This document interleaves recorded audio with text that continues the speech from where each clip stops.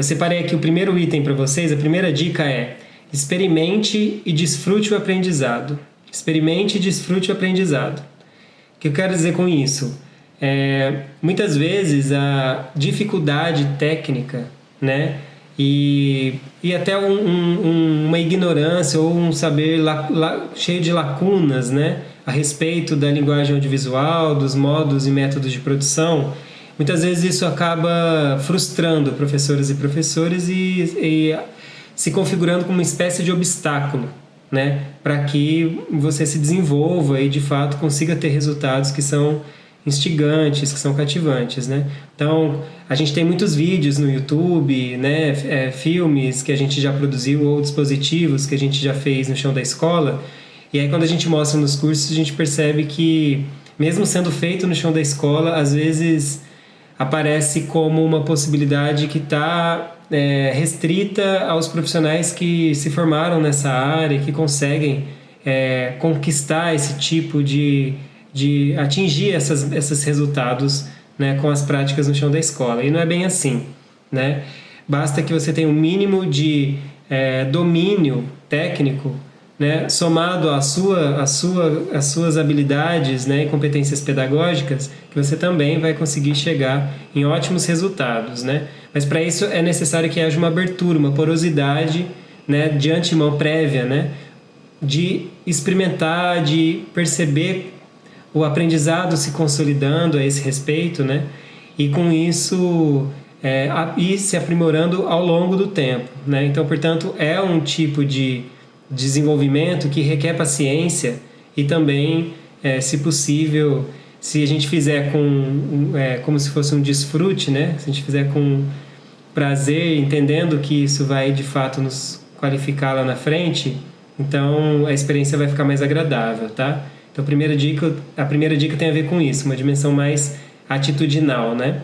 A segunda dica é: explore, conheça e domine as funcionalidades do seu celular, tá? O que a gente quer dizer com isso? Quando você pega o celular para fazer um trabalho agora, atualmente, que muitas vezes é provável que você tenha usado, né, para poder dar as aulas remotas e híbridas, né? Então, assim, você conhece todos aqueles botõezinhos? Você já experimentou? Você sabe o que faz?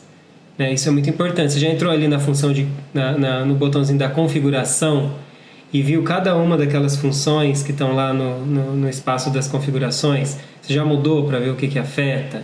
Né? Isso é muito importante. Não quer dizer que a gente tem que parar tudo e ler o manual do celular de uma vez, né? E para poder assimilar o processo. É claro que a gente pode pegar e simplesmente usar e ao mesmo tempo ir experimentando ao longo do tempo até que a gente se consolide, né, as habilidades necessárias e domine efetivamente essa ferramenta. Mas é um fato que muitas vezes a gente não trata o celular como uma ferramenta, como uma câmera efetivamente, justamente por ele ser multifuncional e muitas vezes está associado a outras questões da vida, outras dinâmicas da vida, que não a produção de imagens para dar aula ou para mediar um processo de aprendizagem, né? Então, é importante que essa chavinha vire em algum momento, né? Quando a gente vai pegar para poder pegar o celular para poder trabalhar em sala de aula, seja no formato remoto, presencial ou híbrido, né? É importante que essa chavinha vire. E aí a gente trabalhe com o celular enquanto uma ferramenta, efetivamente, que possui funcionalidades e que a gente tem que dominar, né? E esse domínio não tem a ver com saber tudo a respeito das funcionalidades que estão ali, do ponto de vista técnico ou mesmo teórico, né? Em relação à fotografia e etc. Mas a gente tem que saber, se a gente mexer naqueles parâmetros que estão ali, o que acontece e como é que eu posso lidar com a situação em que eu estou vivendo, né, para otimizar enfim, o resultado final com base nos ajustes que eu posso fazer naquele equipamento, tá bem? Então, por isso, vamos pegar essa dica 1 e a dica 2, né? Mergulha, experimenta, conheça, faça testes, com paciência, vai desfrutando desse movimento até que você chega lá nas habilidades, né? Você se apropria efetivamente da ferramenta que você vai passar a trabalhar com os estudantes ou já tem trabalhado, tá bem? Então essa é a segunda dica. Vamos para a terceira. A terceira é: ajuste as configurações antes de gravar. Pode parecer besteira, mas não é, né? A gente muitas vezes, não sei se vocês já usaram ou já viram imagens assim, que depois eu vou mostrar para vocês no tutorial, mas quando a gente muitas vezes mexe a câmera com o ajuste automático de exposição e foco, ela fica mudando de repente de exposição, fica tudo escuro, fica tudo claro de uma vez. Por quê? Porque ela tenta se adaptar, né, às informações que ela está recebendo no sensor da câmera, né? E se a gente simplesmente pega a câmera no modo automático e sai filmando, né? Ou, por exemplo, não se preocupa com o ambiente sonoro onde a gente está, ou o ambiente físico mesmo, se está ventando e a gente não percebe, sabe? E a gente não percebe que esse vento vai comprometer totalmente o som da imagem que você está gravando, porque o som está batendo no celular da câmera, sabe? Então, assim, se a gente entende, a gente para antes de começar a fazer o trabalho, observa onde a gente está, né? E configura as opções da câmera para corresponder àquela situação, é bem provável que o resultado final das imagens que você for trabalhar vai ter um bom resultado, tá bem? Pode ter aquele caso de você achar que gravou e não gravou, isso acontece também. Ou inverter, né? Às vezes você esquece a câmera gravando, aí a hora que vai gravar você aperta, ela para de gravar, e a hora que você para de gravar, você na verdade está ativando a câmera, a hora que você vai ver o resultado final está tudo invertido. Isso já aconteceu com a gente várias vezes. Então, atenção no equipamento, né? Atenção nas configurações. Nesse aspecto das configurações, a gente pode também trabalhar com aplicativos que podem nos ajudar nesse sentido. Eu vou mostrar para vocês depois. E ao mesmo tempo, por exemplo, a gente pode ter surpresas que podem ser evitadas, como por exemplo, uma ligação no meio da gravação. Então, como é que a gente resolve isso? Coloca no modo avião, né? E aí você configura o celular enquanto uma ferramenta de produção de imagens e sons para, de fato, desenvolver uma prática educativa, tá bem? Bora para a próxima dica. A próxima dica é: estabeleça processos simplificados que você possa executar ao longo do tempo, né, de uma forma replicável, né? Então, o que isso quer dizer, né? Quer dizer que você provavelmente lida com uma rotina, né? Se você é professor do ensino básico, da educação básica, né?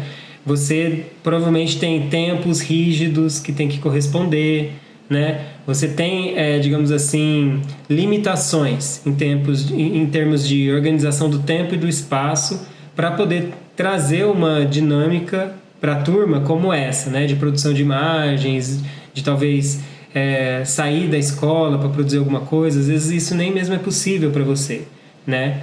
Bom, de um lado, eu acho importante a gente pensar do ponto de vista teórico-metodológico, a relação que a gente pode estabelecer com a diretoria e a coordenação da escola, para que ela compreenda o potencial pedagógico dessas práticas, né? Por exemplo, de sair para a escola, de sair, dar uma volta no entorno da escola, convidar a comunidade escolar, convidar as mães, os pais, os avós e avós para vir para a escola para poder fazer um tipo de trabalho, né?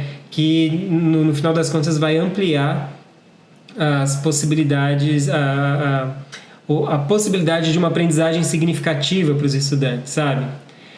Tá, isso é uma discussão. A outra é do ponto de vista formal. Como é que você pode organizar processos do ponto de vista formal que vão, de fato, se encaixar dentro das suas limitações, das suas possibilidades, e ao mesmo tempo vão permitir que seja replicável, né? E aí, nesse aspecto, a gente tem que pensar as etapas do processo de produção da imagem, né? Geralmente a gente tem principalmente pensando a prática educativa, né? Não qualquer tipo de processo de produção audiovisual, né? A gente costuma inicialmente apresentar, né? Ou a questão que está sendo debatida naquele dia, naquela aula, né? Ou promover algum tipo de sensibilização para preparar para a prática, não é verdade? Então a gente tem um tempo para isso. Aí depois a gente vai estabelecer pactos com os estudantes, né? Ainda mais mexendo com equipamento, muitas vezes são equipamentos caros, ou são equipamentos que a gente não quer que sejam quebrados, né? E aí, então a gente tem que estabelecer pactos, regras, né? Acordos, né? E aí depois a gente vai efetivamente para o processo de produção de imagem e som. Esse processo ele vai envolver um deslocamento, às vezes dentro da própria escola, ou fora da escola, ou vai ser dentro da sala de aula. Como é que vai ser esse processo de preparação, digamos assim, esse percurso até chegar efetivamente no momento da gravação? Vai precisar reorganizar as carteiras dentro da sala de aula para poder produzir algum tipo de coisa? Né? Ou a gente vai até a horta da escola ou o parquinho? O que a gente vai fazer? Para onde a gente vai? Como é que vai se configurar esse momento? Então isso tem que ser calculado em termos de tempo, né? E também de processo. Depois tem o próprio momento da gravação, né? Esse momento ele pode incluir questões próprias de um set de filmagem, por mais espontâneo que a gente faça, como por exemplo, ficar em silêncio, escolher um lugar silencioso, né? Pedir eventualmente para um vizinho parar de fazer barulho, enfim, processos que são próprios daquele momento. Às vezes, quando a gente trabalha com a turma, a gente não divide a turma naquelas áreas tradicionais do cinema que a gente vê lá no Oscar, sabe? Direção, fotografia, produção, arte, roteiro, som, montagem. A gente não trabalha desse modo, a gente trabalha com processos colaborativos. Isso, no momento da filmagem, quer dizer, implica num compartilhamento da câmera. Então a gente também estabelece pactos para isso, né? Quem vai pegar na câmera, quem vai ficar com o microfone, como é que essa câmera vai circular pela turma, quantas câmeras vão ser usadas no mesmo momento, né? E tudo isso acaba implicando no momento posterior, que é o quê?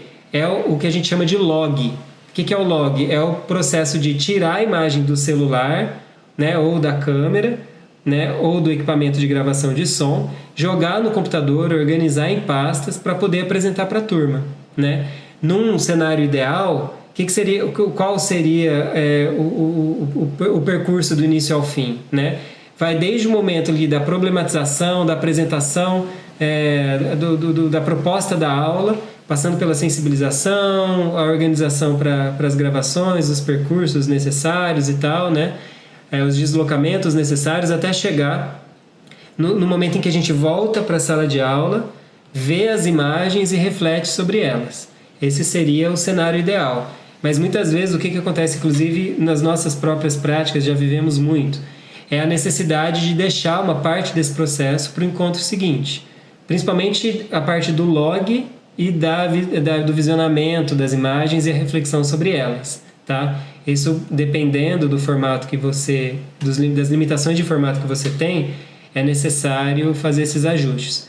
Portanto, pensa um pouco sobre isso, experimenta com a sua turma no formato remoto, por exemplo. O que muda, né? A gente não tem muito esse miolo aí que eu descrevi, né? Essa parte do deslocamento, né?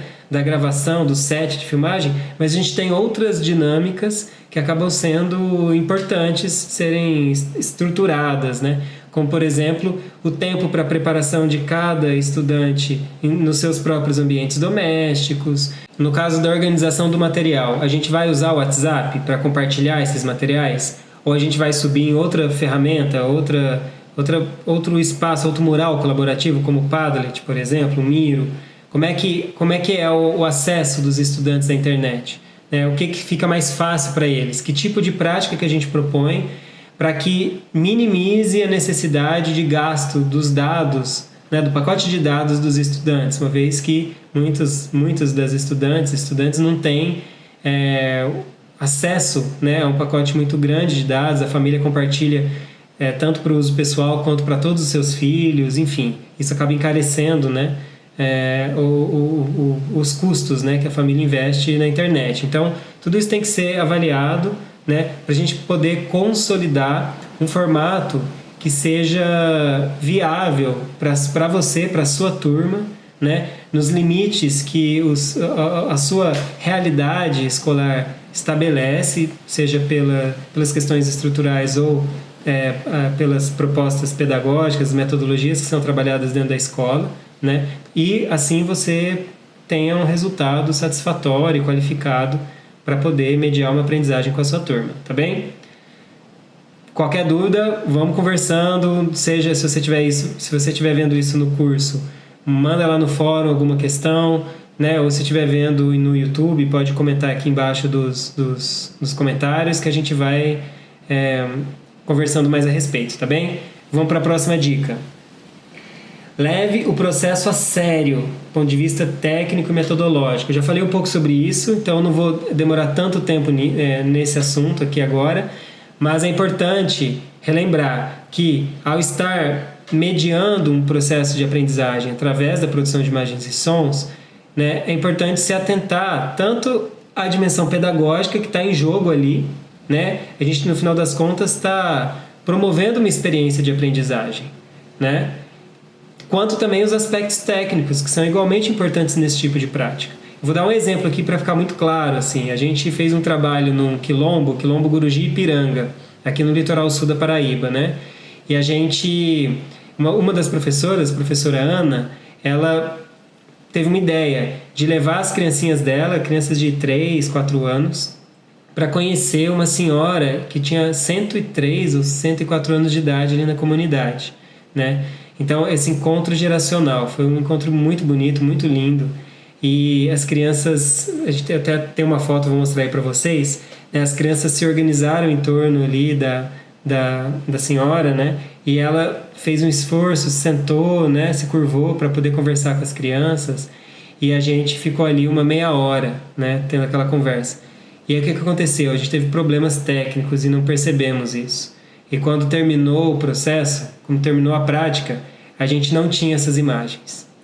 Isso gerou uma frustração muito grande em todo mundo, obviamente, né? Perceba, do ponto de vista pedagógico, a experiência aconteceu. As crianças foram lá, elas viveram a experiência, elas conversaram, elas puderam perguntar o que queriam, né, sobre o passado, sobre o presente, o que uma pessoa de 104 anos, imagina uma criança de 4 anos, perguntando para uma pessoa de 104 anos sobre a vida, sobre o passado, sobre a sua própria cultura. Então, o processo pedagógico aconteceu.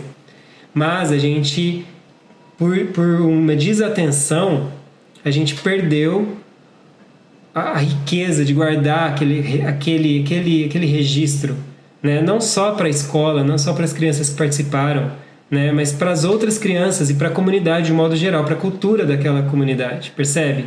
Então, é muito sério isso. O que revela a potência que a gente tem se a gente faz direitinho e consegue, através dessas práticas educativas com audiovisual, também constituir acervos, né? Acervos de saberes, de visões de mundo, né? De sensibilidades, enfim, conhecimentos que depois vão ser compartilhados e podem ser acessados e reelaborados de diversas formas, né? Dentro da escola. Tá bem? Então essa dica é importante, tá?